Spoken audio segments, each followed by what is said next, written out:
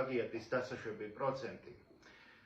პლაგიატის დასაშვები პროცენტი ეს არის თემა, რომელიც ძალიან დაინტერესებს სტუდენტებს, რას ნიშნავს პლაგიატის დასაშვები პროცენტი, როგორ უნდა დავძლიოთ და ასე შემდეგ, ასე რომ განსაკუთრებით საინტერესოა სტუდენტებისთვის, რომლებიც სწავლობენ სადოქტორო, სამაგისტრო ან საბაკალავრო საფეხურზე. მაშინ და მე დავიწყეთ. პლაგიატის დასაშვები პროცენტი ინდივიდუალურია ყველა უნივერსიტეტში, თუმცა საბოლოო ჯამში იგი მერყეობს დაახლოებით 18%-ის ფარგლებში.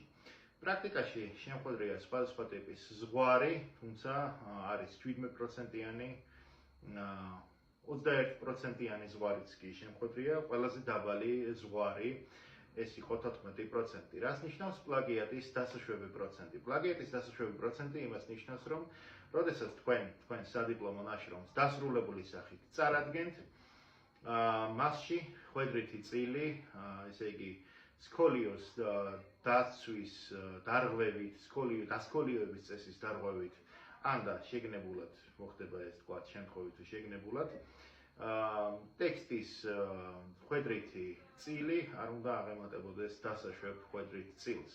აი სწორედ ამ ტექსტში, საბოლოო დასრულებულ ტექსტში, ხვედრითი წილიდან გამომდინარე განისაზღვრება ის, რასაც ქვია პლაგიატის დასაშვები პროცენტი.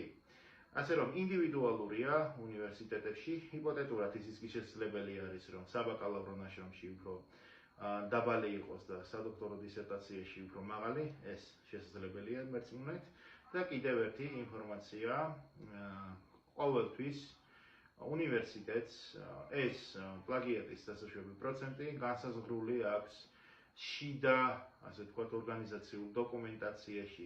შეიძლება ამის შესახებ მითითებული იყოს სადოქტორო დისერტაციის დებულებაში ან სამაგისტრო ნაშრომის დებულებაში, ან ზოგადად ნაშრომის შესრულების აკადემიურ სტანდარტებში და ასევე არის შესაძლებელი, რომ ცალკეულ დოკუმენტში იყოს აღნიშნული პლაგიატის დასაშვები პროცენტის თაობაზე. ასე რომ გამოითხოვეთ ინფორმაცია უნივერსიტეტიდან და იმის მიხედვით გაითვალისწინეთ ის თუ რა ტიპის აკადემიური სტანდარტის დაკმაყოფილება მოგიწევთ, რა ტიპის სტანდარტის დაკმაყოფილება მოგიწევთ, გამოიწერეთ არხი, შემდგომში გავაგრძელებ ვიდეოებს პლაგიატის თავიდან აცილების თაობაზე და ეს ინფორმაცია გამოსადეგი იქნება თქვენთვის განსაკუთრებით იმ შემთხვევაში, თუ თქვენ ბრძანდებით სტუდენტი. წარმატებები მომავალ შეხვედრამდე.